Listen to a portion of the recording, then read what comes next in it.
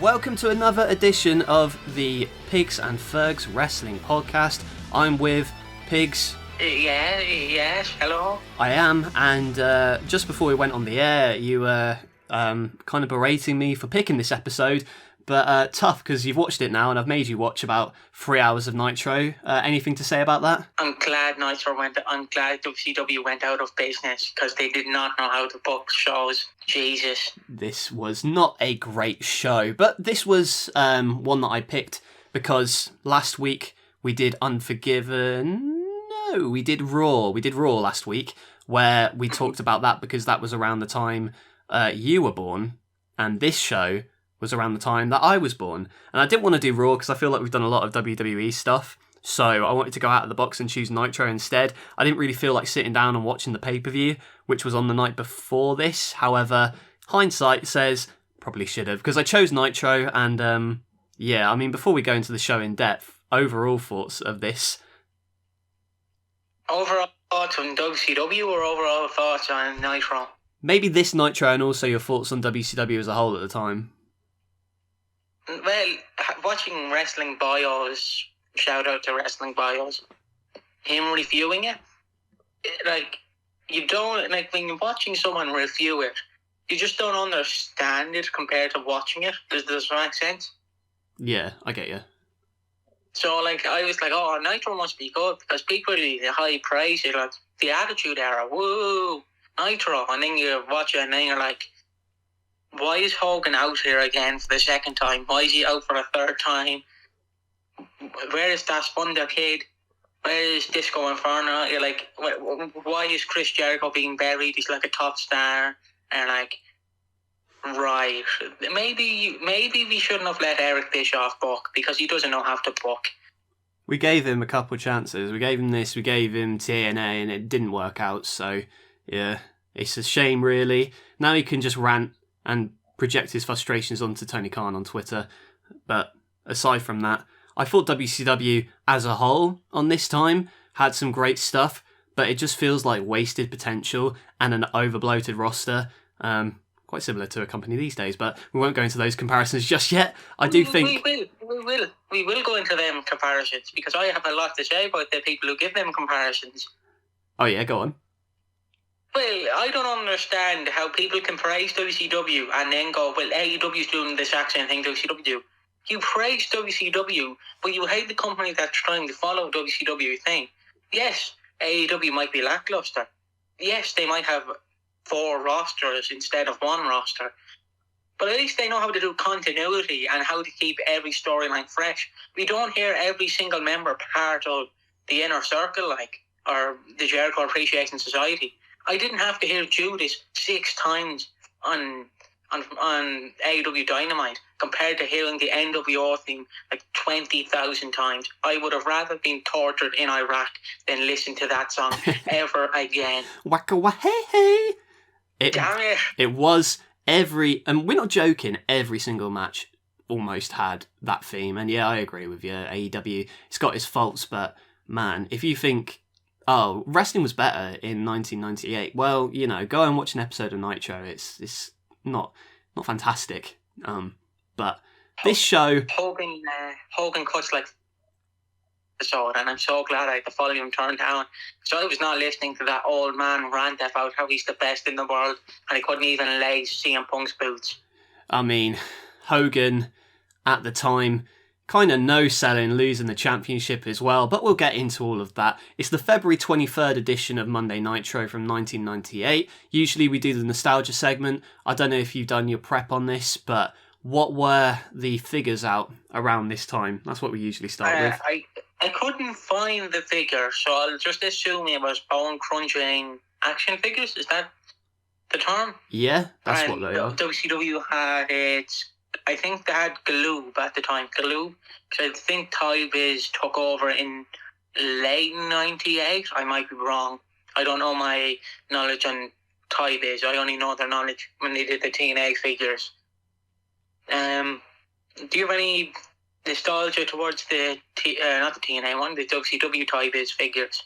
I never had any WCW figures. I mean, I did pick up a Bam Bam Bigelow, one of them Toy Biz ones, because my cousin was a big wrestling fan back in the late 90s, and he had a bunch of old wrestling toys, and I picked up a couple, and I saw that was in there. I'm sure he probably had more WCW toys, which I regret not picking up in hindsight. But yeah, still not really a WCW collector of figures. I'm more sort of Jack's WWF and that kind of thing. So yeah, not really my bag. But around this time, I know they had a very cool couple of sets. Some innovation, really. I know they had like a Nitro play set. Do you remember that? Where it had like the ring?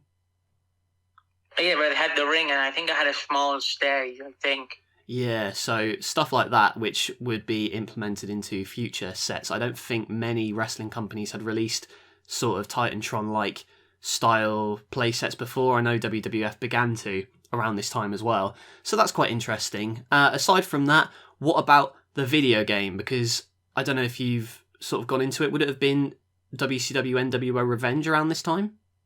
It was WCW Nitro. It came out February 98 in North America. I believe North America. Let me just very quickly check. It came out February 1998 in North America, and June 1998 for the Europeans. And then for the Nintendo 64, it came out February 1st, 1999, and for Microsoft Windows, it came out on November 30th, 1998. Now, for people who might know, what is WCW Nitro?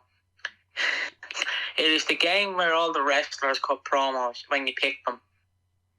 And Benoit's one has not aged, I don't think, has aged well. Can you quote me on it? Can you quote it for me? I'll have to try and find it here. Hold on. While you find it, I'll just sort of give you my thoughts on that game. I don't even think I've ever played that game, but I know it wasn't as well received as WCW NWO Revenge. However, I don't know if it was this game or the next game, but they had a bunch of customization options. You could wrestle in lava, like the ice. There were so many different things you could wrestle in. There was an extensive roster as well, because bearing in mind at the time, Nitro had like 100 odd people on their roster, and you could also pick the commentators. You could pick random creator characters as well that they put in there. There was so much that you could do with those games, and I'm not sure if it was Nitro or the next one, but I know WCW had a lot of cool customization game. In fact, most of their games were good, bar like Backstage Assault, but that came towards the end, so you can't really count that. But yeah, have you got the quote? I'm trying to find the quote. I think I have the quote here. Hold on. I just have to find it very quickly. Technical wrestlers, brawler, it doesn't matter. Because when you're in the ring with the crippler, it's all over. Oh dear. It could have been worse. When your wife and child are in the ring with the crippler, yeah, let's move on. So, what happened on Raw? What did happen on Raw? Let me know. So people who watch wrestling bios obviously know, or who grew up around this time obviously know what happened on Raw. But for people who want to know, the New Age Outlaws, Billy Gunn and the Road Dogg, or BG James and Kip James, for TNA fans, defeated the Legion of Doom. No, not that great tag team considering of Heidenreich and I think Animal. The shit Legion of Doom that considered of Animal and Hawk to retain the WWF Tag Team Championships. Ken Shamrock defeated Jeff Jarrett with Jim Cornette. Don't know why he was with Jim Cornette, but this was the NWA. This is the NWA angle they did, where Jim Cornette was like, "Oh, we're bringing all these NWA people," and no one really cared. And then the True Commission, Corgan, Recon, and Sniper with the Jackal, or as people might know him as Don Callis, defeated the Disciples of Apocalypse, 8-Ball, Chains, and Skull. I think was one of them Brian Adams, and he left WCW. From an NWO member. He would have been Crush? Would he be in Crush? I think so. Yeah. Barry Windham with Jim Cornette, Ricky Morton and Robert Gibson versus Taka Michinoku, ended in a no contest. Bradshaw defeated the artist formerly known as Goldust. Side note, on the network, while we're talking about the artist formerly known as Goldust, do you know the way they've deleted Roddy Piper where he's half blackface and half white? Yeah. They have not edited out the one where Goldust comes out black-faced with a big puffy wig. That was worse. I'm not making it up. You can put it in post-production. It's fucking on the network. Oh my god. I've got a picture of it up now. Jeez, didn't age well. Well, it's not as bad as when it's not as bad when in June the DX Army come out on blackface and they're making fun of the nation. Yeah, that's worse. But, yeah. WWF back then had a lot of... They really liked doing blackface back then, didn't they? Now, devil's advocate here, I'm not telling you anything you don't already know. It was a different time. It wasn't acceptable at the time, but it was a different time. Yeah, but you done it with Piper, and then you do it with Goldust, and then you do it with DX. Well, except, Triple H was the Croc, my favourite incarnation of The Rock. Anyways, Steve Blackman defeated The Rock with D'Lo Brown, Farouk, Kama Mustafa, and Mark Henry. The Headbangers, Mosh and Thrasher, defeated the Rock and Roll Express with Ricky Morton and Robert Gibson, with Jim Cornette. He's sadly not with Dan the Beast Severn. Like, if you had Dan the Beast Severn, you would have won the match. Dan Severn debuts in April and is awesome for a very short period of time, but, still cool. Yeah. So the Headbangers win the NWA World Tag Team Championships. I think the same ones that America's Most Wanted win, Team Canada win, Styles and Daniels win. I don't think Motor City Machine Guns win it. People who just wanted to know that. Owen Hart, who's the the European champion, defeated Mark Merrow with Sable to retain the European Championship. And the dark match saw Cactus Jack, Chainsaw Charlie, and Steve Austin defeated the New Age Outlaws, Billy Gunn and the Road Dogg and The Rock in a 6-man tag team. I'm still on the eggnog, sorry. Commentators were Jim Ross, Jerry Lawler, Michael Cole, Kevin Kelly. Interviewers were Michael Cole. Your ring announcer was Howard Finkel. Your referees were Earl Hebner and Tim White. So I wonder what the main event segment on that show was. It probably something to do with Tyson and DX, maybe. Because I know they're starting to build towards that.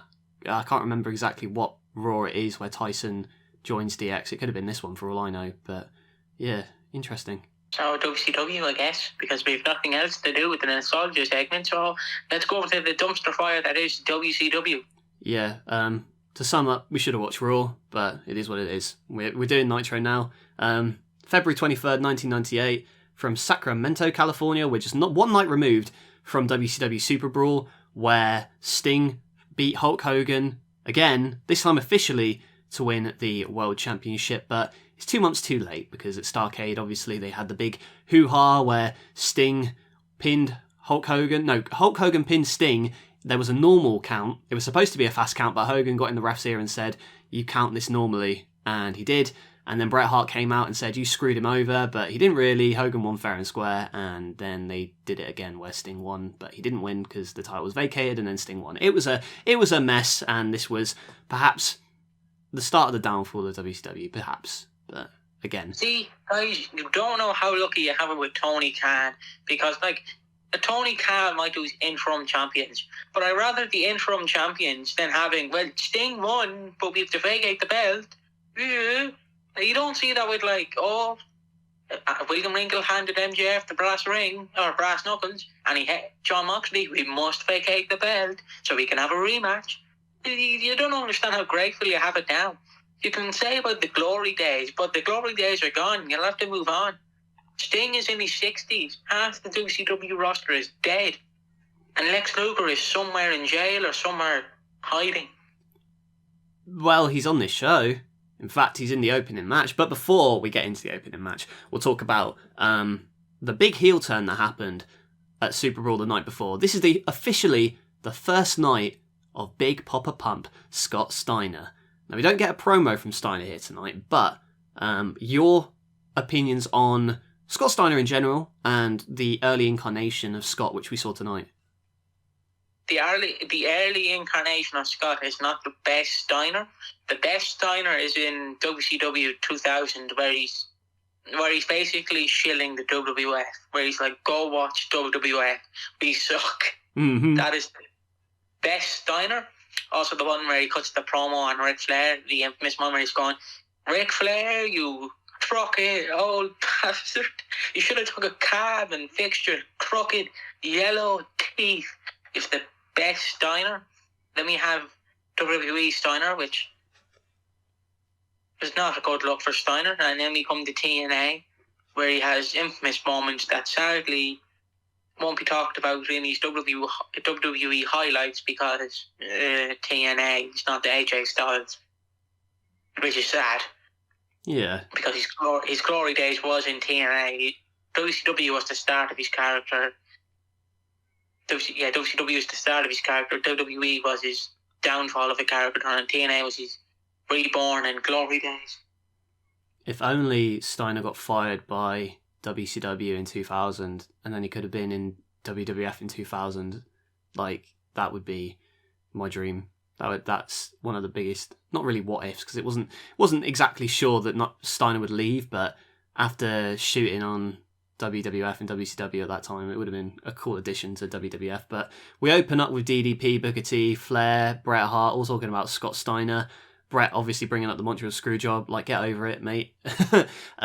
It happened 4 months ago, mate. Get over it. It already feels dated, 4 months after the fact. But regardless, we've got Gene Okerlund, who goes after Rick Steiner, trying to ask about his brother turning on him last night at the pay-per-view and joining the NWO, but Rick doesn't want to have anything to do with it. So we get Lex Luger out here to start off with his Biddle music.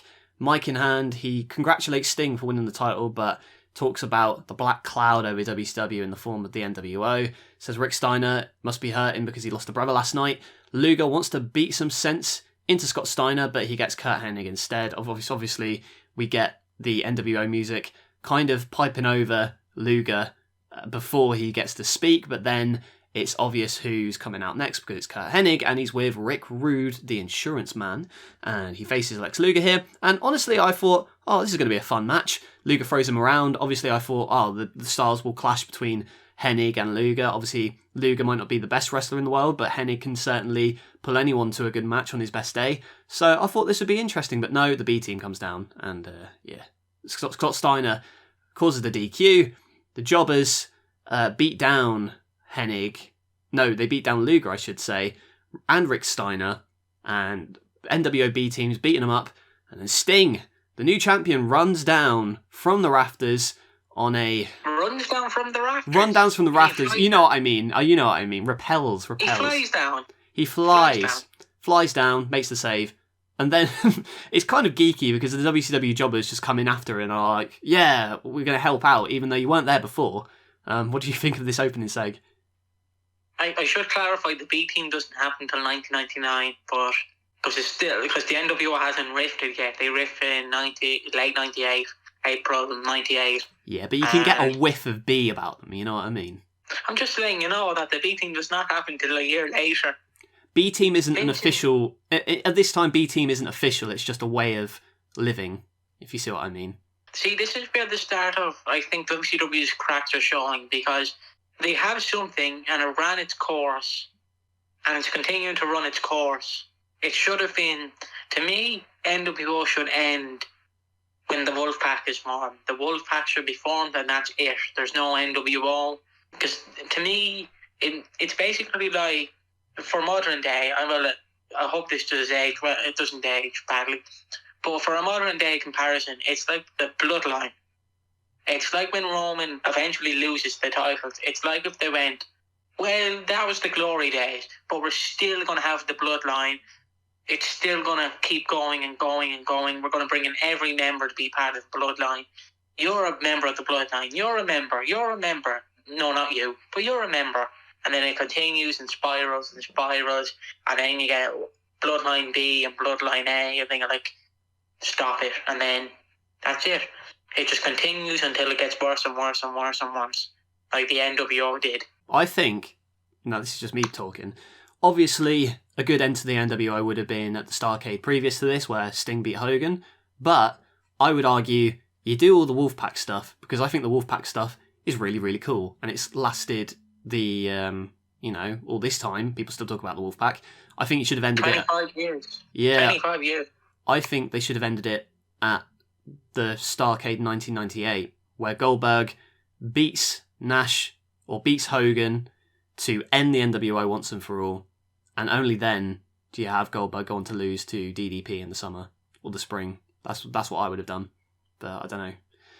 Yeah, but according to Eric Bischoff, that doesn't work for him, brother. So, lose to Nash, and then we'll get Nash blamed. We'll blame all the blame on Nash.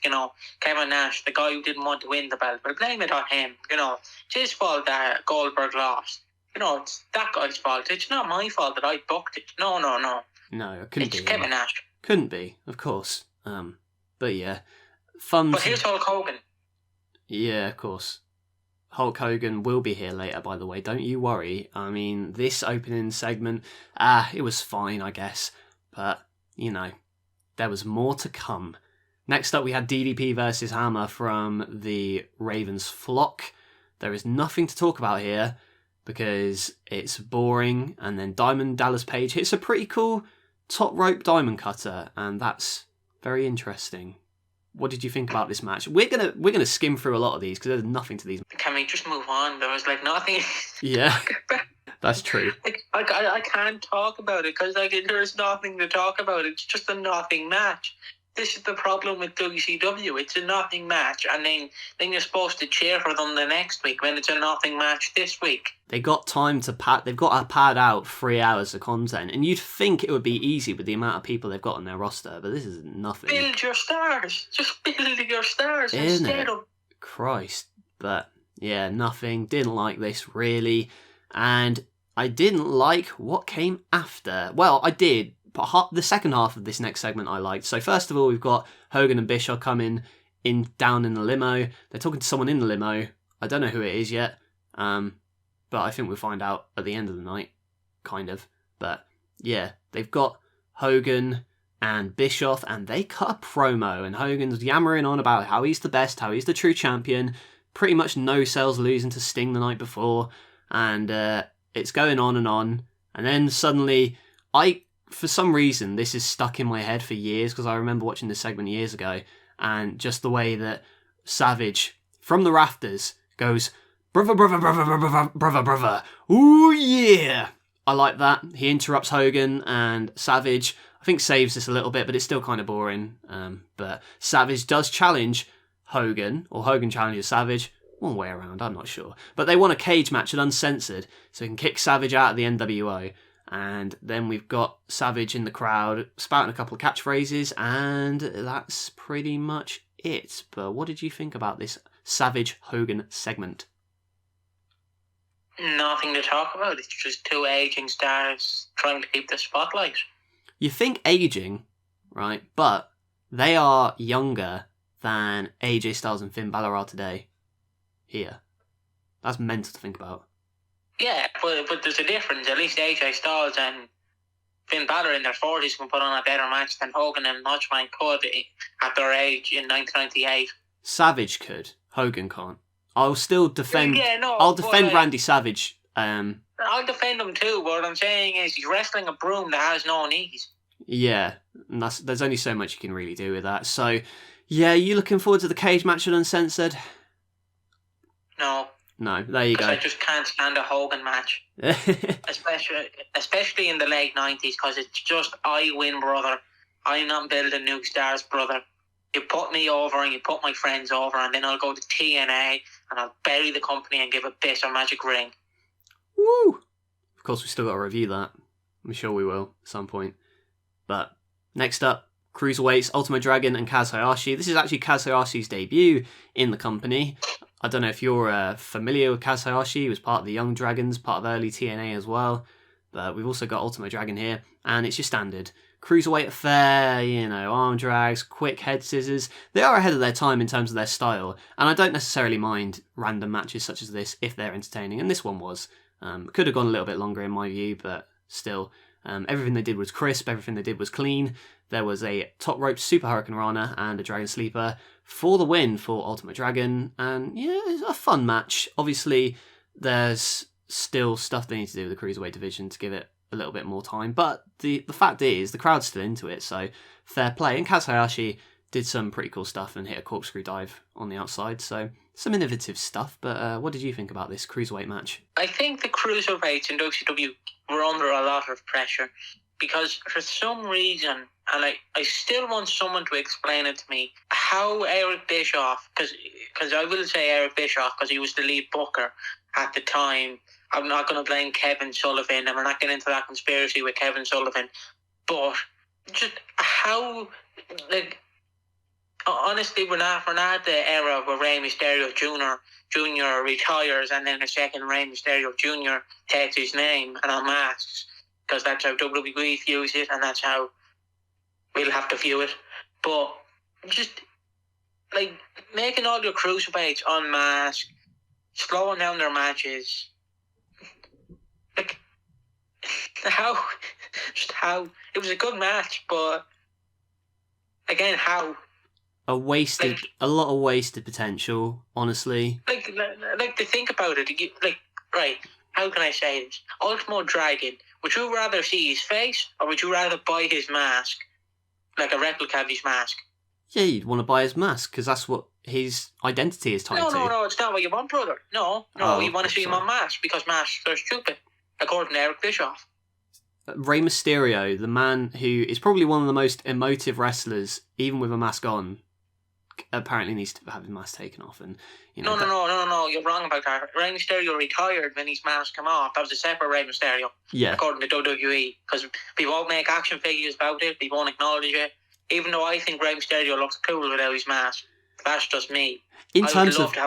Aside from the fact that the unmasking was stupid, I agree. I thought him with the little horns and the dungarees was cool, but yeah, very weird time to think about, because even now feels wrong to talk about Rey Mysterio without a mask, and it feels wrong to talk about all these other people without a mask, and we'll talk about that later on because Juventud was unmasked the night before. But yeah, it was fine, this cruiserweight match, but like you said, a lot of wasted potential with the cruiserweights, especially later on in the year when we get the LWO and Eddie Guerrero, and we'll see him later too. But yeah, we've got some Nitro party footage. Anything stand out to you in this Nitro party footage? Don't you wish you could have a Nitro party? I will admit, I hope some company brings it back. Either AEW, WWE, Ring of Honor, or TNA. Bring back the Nitro parties.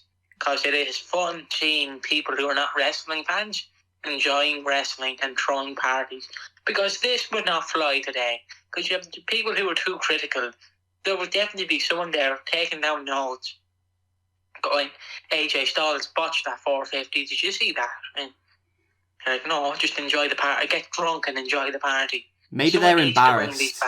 Maybe they're embarrassed by their clientele, their audience these days, because it has become a lot more niche. And I'm not saying it's a bad thing that wrestling fans are complete nerds, because I am one of them.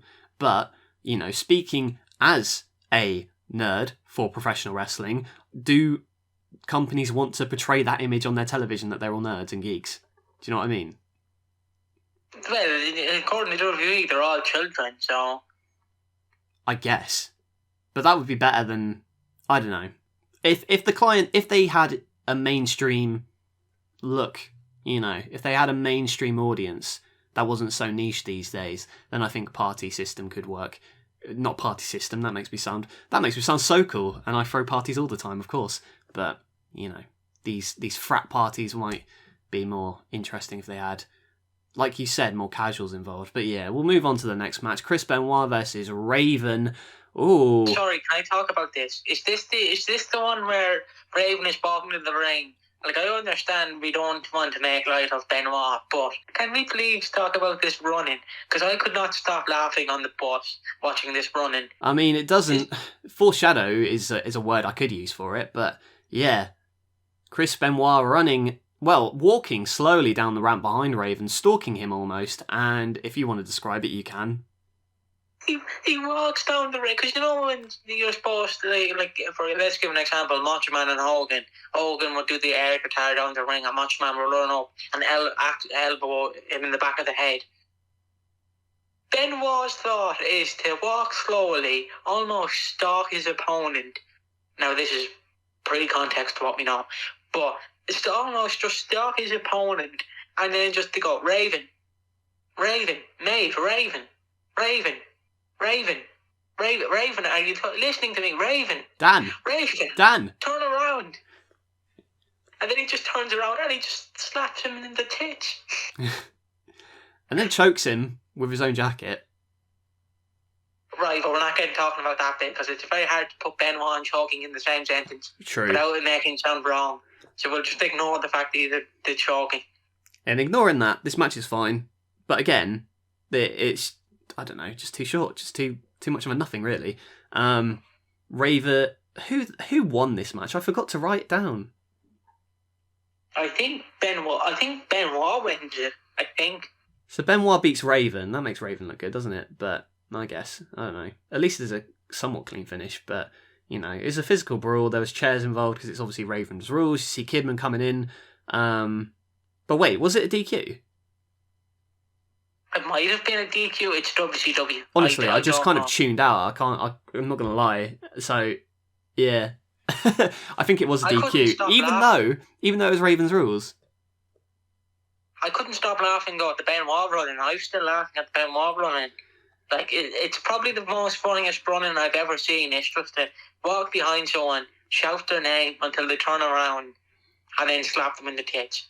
It is the best running I've ever seen. He just ignores it as well for like ages, and then finally when he turns around, he doesn't think to like block it or anything. He just accepts it. He's like, oh, he's behind me. It's like a panto, but yeah. He's behind you. No, he isn't. Yes, he is. No, he isn't. Well, I better have a look then. So, bonk. That's hour one. That was hour one, Piggy. We've got 2 hours to go. I checked the time. On the network, and it was only 40 minutes in, 35 minutes in, something like that. I was like, surely not. This felt like a long-ass hour. I did not enjoy this first hour, but hopefully it picks up with our next couple of matches. I mean, I guess we could put them all in one thing, because you've got Chris Jericho versus Lenny Lane, Rick Steiner versus Vincent, and to be fair, Yuji Nagata versus Saturn. But all of these matches, they're too short. But we do get Jericho coming out with the mask of Juventud Guerrero. Jericho at this time just turned heel, still fresh in that role, and the fact that they decided Jericho wasn't worth keeping with the company, letting him go was ridiculous, because he could have been WCW champion in later years, but obviously... No, he couldn't. He's a vanilla midget. He was worth nothing. Of course. He was too bland, he was too short, but you know who was good world champion? The tanned hot dog known as Hulk Hogan, who has a 10-inch penis. Put him back on record as well, on legal documents, is 10-inch as well. Yeah, Terry Bollea does not have a 10-inch penis, but Hulk Hogan does. I'm getting deja vu. Have we talked about this before? We have.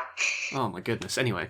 I can't stop bringing it up when Hogan's involved. I can't. It always comes up, and Chris Jericho comes up victorious on this match because he gets hit with a... Ironically, I will tell you something, Lenny Lane hits a downward spiral onto Chris Jericho, a sign of things to come, because that would be his finisher in a couple of years when he's the undisputed champion. But then Chris Jericho gets the Lion Tamer and makes Lane tap out, and it's a fine match, but not really anything to write home about. What about you? What a way to use like one of your best talents on your roster. Like, no, don't book him in great feuds. No, just have him be cruiserweight champion, and then eventually when he tries to fight Goldberg, just have Goldberg be like, "I don't see you, mate. Where are you? Who are you? You're no one compared to me. I'm Bill Goldberg."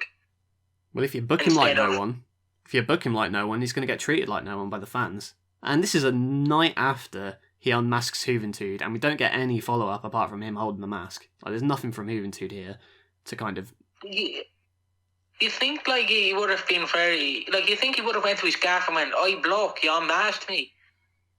You bollocks. I'll fucking batter you." Like, you think he'd be like, "I'll batter you." But no, he's like, "You unmasked me? Sure, I'll go sleep with my wife, so." I'm going to sit at home, yeah, why not? He's just no follow-up. You should be out there going, "I'll batter your dad, I'll batter your ma.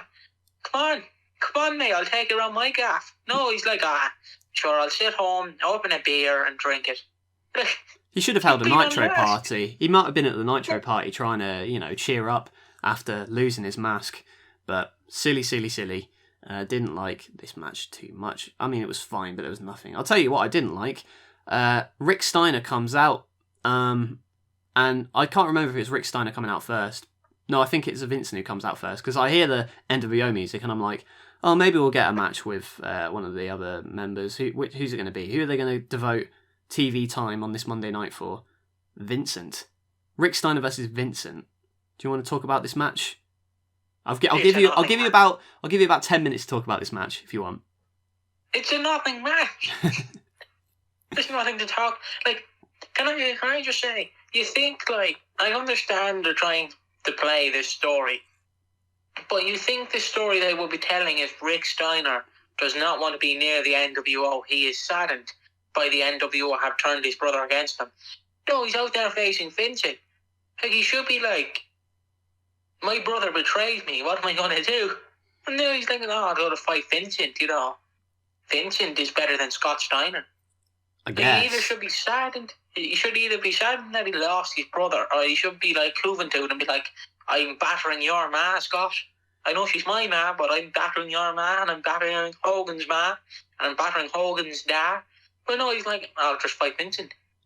And bear in mind, this is the first part of the feud. I don't think the Steiner versus Steiner thing ends until like Halloween Havoc, like months later, 8 months later. So that's just dragging it out far too long, and there's no need for Rick Steiner to be on this show if he's just gonna get beaten up by the NWO. It doesn't really. He kind of has a mini. Yeah. He shouldn't be beaten up by the NWO. He should be like. See, I understand they're trying to get the NWO across as they're strong, but they've been around since 1996. Like, surely, like, I'm not saying get Hogan in there and get chopped. What I'm saying is you should surely have Rick Steiner fight all your B team. Obviously not Kurt Hennig, like, but like all your B members. Like, surely you could sacrifice your B members, like Vincent. I understand Vincent's in the match. But, like, your other B members, like Horace Hogan, instead of having him be beaten down literally a day later after losing his brother. I know. In kayfabe. He didn't lose his brother in real life, to clarify. Yeah. Well, he's obviously upset, but I don't know. Too much, really, on this show of NWO again. But yeah, next match, Yuji Nagata versus Saturn. Quite an interesting combination, to be fair. The match itself was quite entertaining compared to most of the stuff on this show. Because up until this point, I hated it. But this match, it was fine for what it was. There was some good technical wrestling. I don't think the crowd was really into it, though. But Yuji Nagata gets a overhead belly to belly on Saturn, but Saturn comes back with a head and arm suplex. Bunch of suplexes in this one. There's a couple of submission attempts, and then the Rings of Saturn is locked in, and Saturn gets the win. But Nagata dominated this match, but Saturn, not too bad winning this one. Again, Saturn's one of those guys who really could have been boosted up the WCW ranks, but again, it wasn't to be. Stuck in the mid-card following this still. He does have a feud with Raven later, but again, that's kind of the highlight of his career in WCW. What did you think of this? Nothing. It's a good match, but again, see, I don't want to rag on WCW because I know there's a lot of die-hard WCW fans who will defend them. But the problem is, they're not using the stars correctly, because if the stars win a match and then 6 months later they'll win another match, it means nothing. Like, Saturn's probably on this show, and then the next show he's probably losing to, like, Lex Luger. Yeah, I mean, this is Nitro. Just imagine what Thunder's going to be like, because that's, We're not watching Thunder. No, we're not. I thought about it. If we create a Patreon, when we get enough subscribers, if we create a Patreon, and you guys pay us money, we will watch Thunder then. I'll happily to put myself through pain for money. But for now, we'll do it for the NLW. We'll do it for the NLW Patreon. I don't want to. I don't want to watch Thunder. I don't even want to watch Nitro anymore. There are good Nitros though. I just picked a bad one. I was born on a bad Nitro. So you're blaming your mother? I'm blaming my mum. Yeah. I was supposed to be born in March, so I could have picked a Road to WrestleMania instead. Or at least a better WCW. So yeah, blame my mother. I could have. Mom, I blame you. I could have been born on WrestleMania 14, but you had to birth me on the night after. The night after. I forget the pay-per-view. Super Brawl. I had to be born on the night after Super Brawl. How dare you? I'm looking through my notes, and there's just more nothing matches. Oh my god! Can we just skip the nothing match? Like, can we just briefly go through the nothing match? I think we should briefly go through because it's quite similar. I mean, we can just kind of briefly talk about both guys. So we've got Booker T versus Renegade, TV title on the line. Booker T beat two people last night. He beat Rick Martel and Saturn and won the TV title. Beats Renegade, nothing match. Any thoughts on the two of these guys? Booker T, great wrestler. Didn't Renegade commit suicide because of the Ultimate Warrior? I feel like, yeah, it's really sad, his story, yeah. Yeah, so fuck you, Ultimate Warrior, but moving on. Renegade, you were a lovely bloke. It's just a shame that some dickhead who wore face paint and had steroids had to make fun of you. Yeah. Who thought it was better and who hated the gay community, but we have to praise him now, even though we're LGBTQ plus pro. But that makes no sense. But we'll do a Warrior reward, even though he made someone commit suicide. But we love him. Sorry, that's my rant and Warrior. Renegade. I always hate the war. Renegade didn't deserve it. He's fine. He could have been. He could have been something different. He could have been WCW United States champion, but Warrior had to warrior his way. Still, let's pick up some make some positivity here. Conan and Liz Mark Jr. Conan wins. Conan in the NWO just feels out of place. I can't describe it really. What do you think about this? Imagine they had the LAX in '98 instead of NWO. It would have been better. Yo, if you start LAX with, even what the LWO was basically, if you do that, but more of an LAX kind of spin on it, damn, like Conan and Eddie, and then you bring in a big guy. I don't know who was really around at this time, but still, so many stuff that. Anyway, I continuously think about fantasy booking because, yeah, it's. We are going to do a rebooking of WCW in our next video. That is our next side project. We're going to rebook WCW. Can we rebook WCW 98? Because I think that would be a fun. Do you want to do it next? We'll do it next. Oh my god, yeah. I'm sure we will. I'll definitely do it at some point, but it's going to require a lot of thought because of the sheer amount of people on the roster. And yeah, anyway. Next up, obviously we've got the Nitro Girls with the intermission dancing on the announcer's desk. They're all looking very awkward.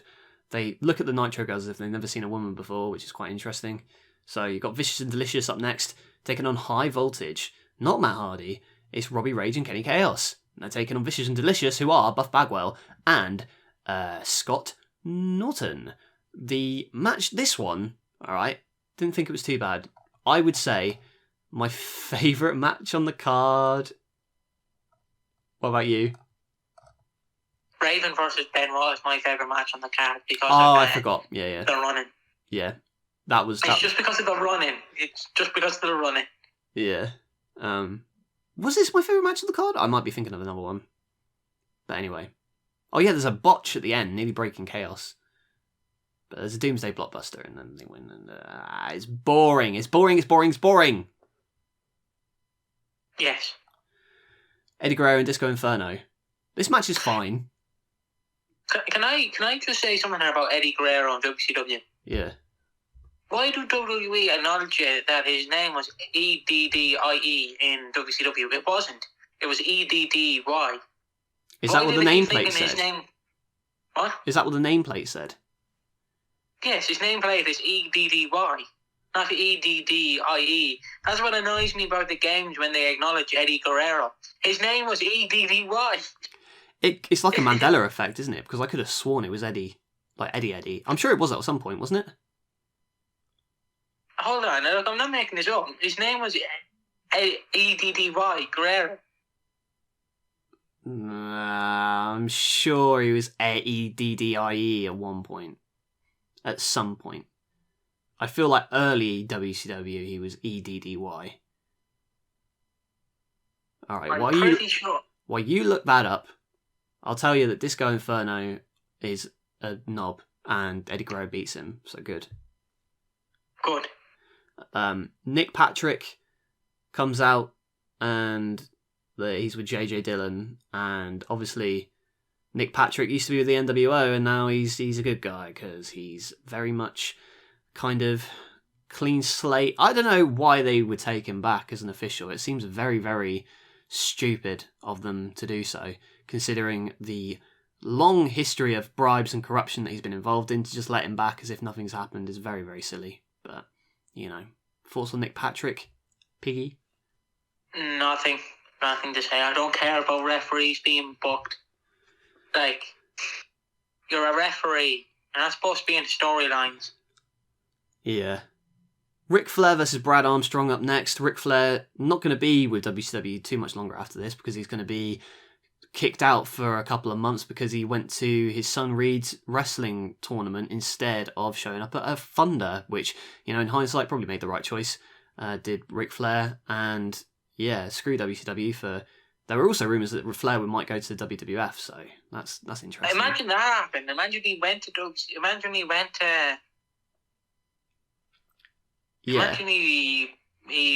went to WWF in 1998. I say they wouldn't be able to book him. It wouldn't have been the same. I don't know. I feel like... Yeah, I don't know what would have happened there. Again, it's WWF 1998. You never know. He could have been higher power. He probably would have been in the higher power. And plus, you were correct. His name was spelled E-D-D-I-E, but it was also spelled E-D-D-Y. Yes, there we go. I see, I sent you, so we're both correct. There we go. That's nice. Everyone wins.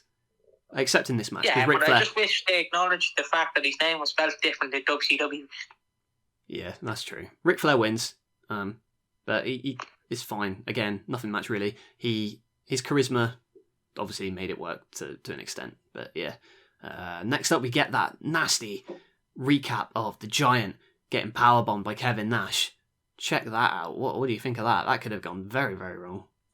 It could have went fairly wrong, but again, I do think in hindsight, if you can't lift him, like, I'm not disrespecting Nash, but if you can't lift him or perform the move, then just don't do the move.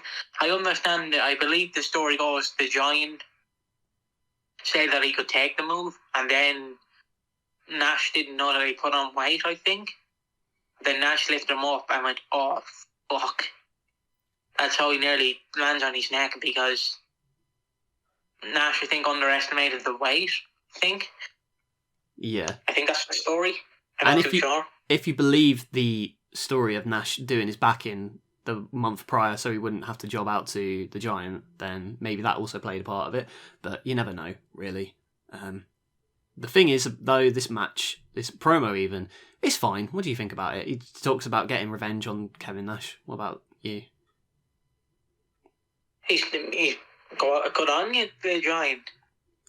Yeah. It's so weird calling him the Giant and not the Big Show. Both are quite silly names, really, when you think about it. Well, I don't know. I think his best name was Captain Insano. Yes, yeah. And obviously Captain Insano, not recently, but in the past couple of months, made a return in an AEW Acclaim video, so that's something there.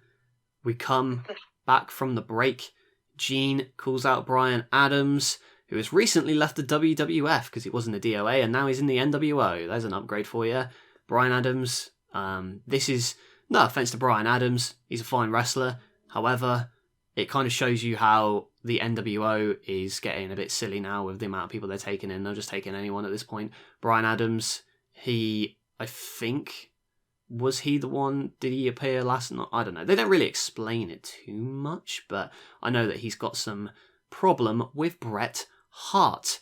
And Bret Hart tries to come down and attack Bryan Adams. Bret Hart, obviously the man who was the hottest thing in wrestling in November 1997, and now he's feuding with Bryan Adams. So there you go. And he puts in a sharpshooter. Kurt Hennig comes in to make the save for Bryan Adams. Bret takes him down, and then Ric Flair comes out, and they're chased away. And Flair respects Bret after their match, and now they are challenging Hennig at Uncensored, I think. I'm not going to lie. Towards the end of this show, I'm drifting off to sleep, because it's not very good. But this promo's fine. Bret, though, it just makes me sad how they're using him. Put him in the title picture. What about you?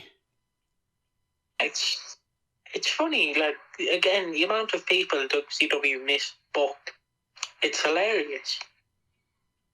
Like, I can't describe it. They got Bret Hart right between September 1999 and December 1999. That was the only time in WCW history where they got him right, because he had that great match against Benoit, tribute to Owen. He won the WCW Championship in a tournament that culminated in Canada, where he won to an amazing pop. A match so good, in fact, that it actually ended up in the Malcolm in the Middle intro. And the Bret versus Goldberg thing was great, right up until he got concussed, but that's neither here nor there. I still think the match was a good way to go as a main event of Starrcade, but then the bollocks with the NWA 2000 and Roddy Piper and all that really ruined it. But yeah, sorry, what were you saying? No, Bret Hart's last match was against Vince McMahon at WrestleMania 26. No, he faced... he was at SummerSlam against the Nexus, and I think he had a match... Yeah.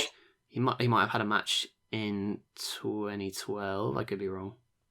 No, he had a match against The Miz, didn't he, and won the United States Championship. He won the United States Championship. Then he was his last match was against The Undertaker, but the match never happened. Oh yeah, of course, Raw, like 700 something. Oh look, imagine Undertaker versus Bret Hart in 2010. It could have done all right.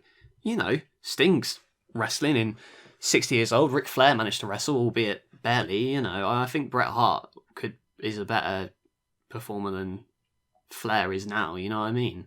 Well, at that point, it's all confusing. Anyway, I hated this. I just wish like he was the NWO bounty killer. Like, does that make sense? Yeah, he picks him off. He picks him off. Yeah, where like, so let's say he does defeat Bryan Adams tonight on Nitro. Adams is kicked out of the NWO. He beats Vincent. Vincent is kicked out. And then you get to your bigger names, Nash, Hall, Hogan. I understand Hogan would not want to go over clean, but you could have. That's a perfect way to end the NWO. But no, we know how to book Bret Hart. Have him against Bryan Adams in a one-on-one match. Everyone is going mental for that Bryan Adams dream match. Here's what you do, right? You have Sting win cleanly against Hogan. You have them have a rematch where Sting wins. Sting faces a bunch of people. He finally has a rematch with Hogan where Hogan wins, because you know that Hogan wants his win back against Sting, so just give it to him at, like, I don't know, Uncensored or Spring Stampede or something in the middle of the year. Then you have Bret Hart go on the bounty run where he's picking off people one by one, and then at Starrcade 1998 you do Hogan versus Bret for the WCW Championship. You do Goldberg versus Kevin Nash. No, actually, don't do Goldberg versus Kevin Nash. Forget what I said. Do Goldberg, have him beat Hogan for the title like he did originally, and then have Goldberg versus who am I thinking of? DDP at Starrcade, and then DDP wins the championship. You also do Bret versus Hogan at that show, and Bret wins so that the NWO must disband. Yeah, see what I mean? Yeah.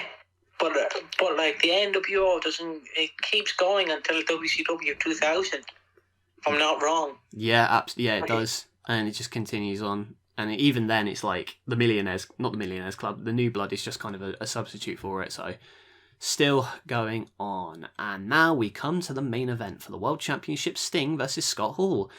What did you think about this match? Oh wait, no, this match didn't happen. Sorry, Sting walked out without his belt, and the NWO beat him up. Sting was beaten up by Scott Hall, was disguised as Sting, and they beat him up, they spray paint him, and then they run him. Does someone run him out? I'm not too sure. I can't remember. I think it ended. I have no idea what happened. I was so zoned out by this point. I was like, when is the show over? When is it over? Oh no, Luger did make the save just at the end, but Sting gets jumped and laid out after he won the championship, so that's fantastic for him. Without his belt as well, he can't hold on to it. That sucks. So yeah, this show sucked. This show was bad. And the pay-per-view, I do remember watching the pay-per-view. It was good. And to come off, especially in the Monday Night Wars, WrestleMania's coming up for WWF. You've got to count them. And, this Nitro beat Raw somehow. And I'm sure it was close. But, yeah, damn. Why are you following up a pay-per-view with this show? Ridiculous, man. And Sting, not only does he not have the belt with him, but he's destroyed and he's the new champion. And then it was a bunch of, mid-carders facing jobbers, and for 3 years, well, the show felt like 3 years, 3 hours even. This was a bad show, and all I can say is I'm sorry for reviewing it. What did you think of the show, Piggy? I have no thoughts. Like, it was so bad. It's one of the worst shows we have watched on this podcast, I would say. It's definitely one of the worst we've watched. I definitely prefer the Christmas episode of Raw over this. It's because this one wasn't funny. It would be fine if there was like funny stuff in it, or stuff that was notable, but there was nothing notable in this. It was boring for 3 hours. 3 hours of nothing. 3 hours of my life on a bus I've wasted. On a bus. I do apologise. I could have had a dump and been back and nothing would have happened on Nitro's Day. Yeah, I mean, this one, you had Rick Steiner being, having been turned on by his brother, Scott Steiner, the star of Big Papa Pump. You had the likes of Chris Benoit and Raven. If you'd given them more time, that could have been epic. You had Chris Jericho beating Hoovy the night before and now having a useless match here. You had, so much going on. Booker T is the TV champion. You could have given him a better first opponent. Even the main event, you could have still had Sting versus Hall and end it in a schmoz if you really wanted to. And there was so much stuff that they didn't follow up on with this show, and it just made the whole thing stink. It was a big stinky pile of poo, and I didn't like it. Any final thoughts? No, I think that's it. I think we're finished with Nitro. No, we're not finished with Nitro. I am willing to give it a second chance. This was a bad show, but we have to find a show beforehand. It's all well and good picking out a show at random, but you can't do that with WCW because it's either going to be great or it's going to be crap. And this one was bad. But I'm willing to give it another chance. You're willing, I'm scared. I think a show in like the Superdome would be fun. Like, I remember in 1999 there was like a dome show from WCW that might be interesting to watch. But WCW is good. This was not. This was bad. This was the worst of WCW here.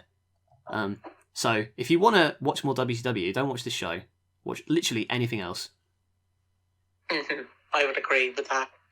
This was probably the most negative review we've done. The most boring review we've done. So I do apologise. But if you have stuck around till the end, thank you for listening. We promise next week's show will be more interesting, because next week is...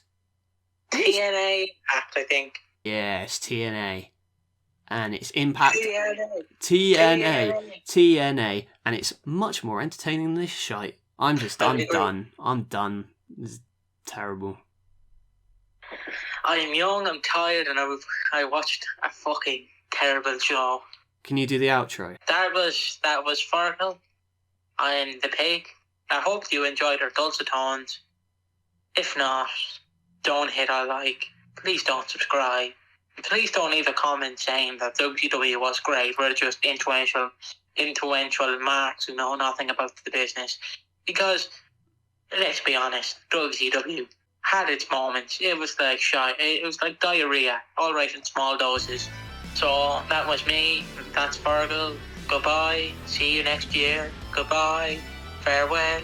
See you in hell. We'll watch a better show next week. Bye.